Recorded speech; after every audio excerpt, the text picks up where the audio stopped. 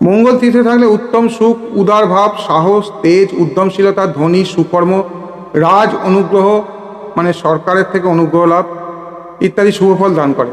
জাতকের ভাতৃসুখ কদাচিৎ হয় ও প্রথম ভাতা বা ভগ্নীর মৃত্যুর সম্ভাবনা থাকে।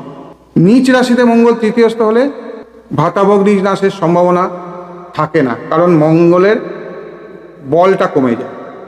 তুঙ্গক্ষেত্রে, স্বক্ষেত্রে, মিত্রক্ষেত্রে তৃতীয়স্থ হলে জাতক দীর্ঘায়ু ও ধনবান হয়। তৃতীয়স্থ মঙ্গল আবার বাক্যে বা ব্যবহারে রুক্ষতা ও তেজস্বিতা নির্দেশ করে।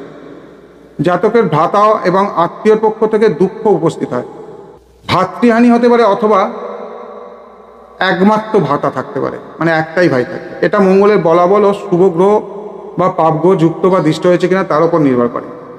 আত্মীয়দের সঙ্গে কলহ এবং ভ্রমণে কোনো রকম দুর্ঘটনাও ঘটতে পারে। এই জাতক